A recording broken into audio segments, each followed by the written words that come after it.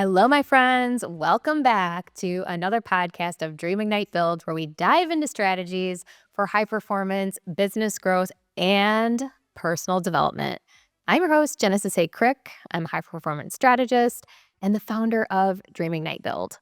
My mission is to help ambitious entrepreneurs create systems, habits, and mindsets that fuel their success without burning out. So, if you're looking to elevate your business and life, you're in the right place. Please make sure to subscribe so you never miss an episode or an opportunity to grow.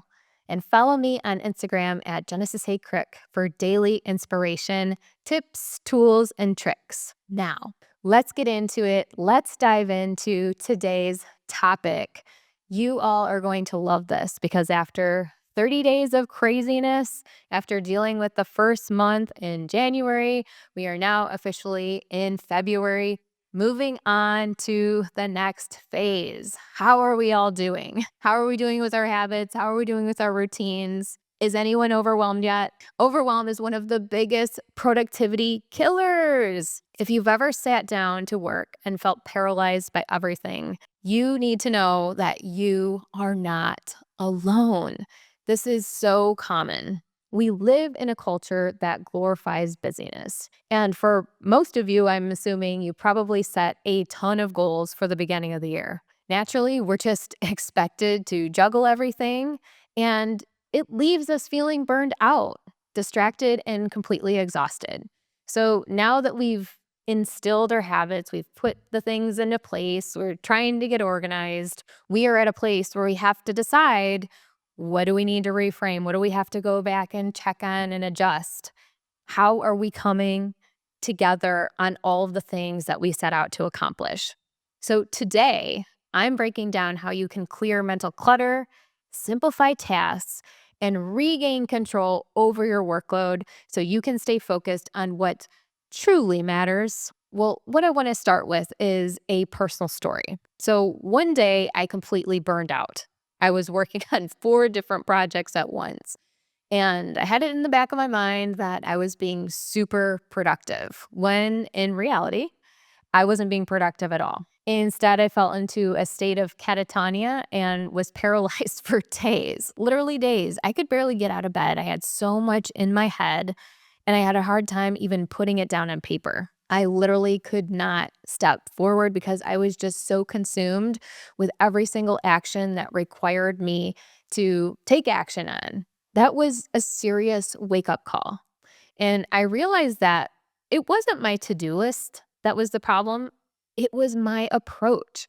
I was doing everything wrong. I didn't have any specific strategy. I was just like basically flying by the seat of my pants. Like, let's get this thing done however possible. But I've realized that it's strategy that I need to concern myself with, not just the fly by the seat of my pants type strategy. In fact, that's not a strategy. That's just hoping everything is going to work out.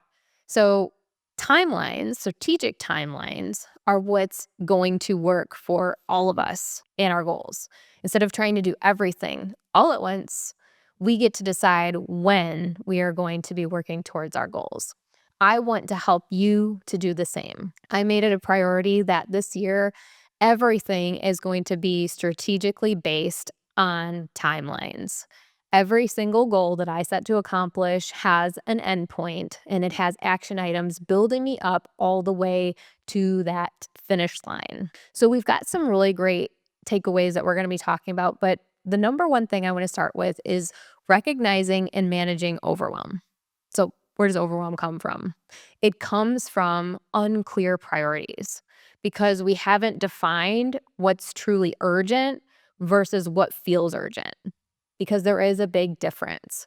We can feel urgent because we're not organized. We don't know what's next. We haven't prioritized what the next important thing is that we need to be working towards. We just feel urgent because we're completely overwhelmed. We haven't set the tone for our strategy. So too many choices that you have on the table deplete your focus. So that's why it's really important to start getting other people involved that are going to help you to reach your goals. We're going to talk about all that in just a minute here. What we want to be looking at is the high impact tasks instead of trying to do everything at once. The way that we break it down a little bit further from there is number 2, breaking down and simplifying tasks.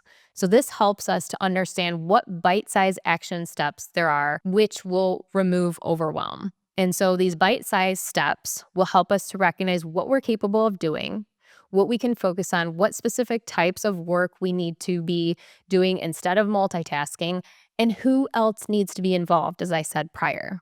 We can batch similar items together like emails, client calls, content creation, and just recognize in the midst of all of that, who is going to be involved in that process. Number 3, decluttering your environment is essential. That's going to minimize that overwhelm tremendously. Physical clutter equals mental clutter. A clear space creates better thinking.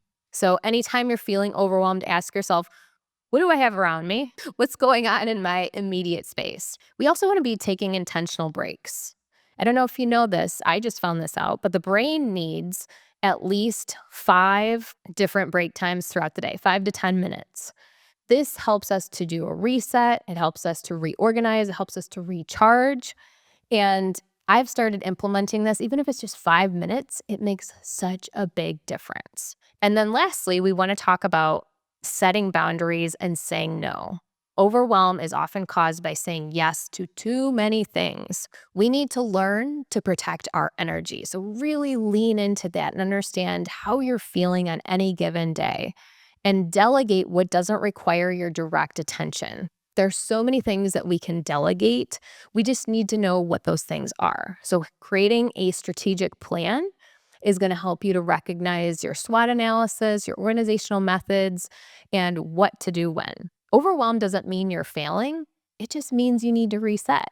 It means you just need to take a step back, reassess, and move forward with clarity. Ladies and gentlemen, this is essential for our growth. We don't want to feel overwhelmed. And if we can at all prevent it, it's so important for us to just take the time to recognize that we have the choice.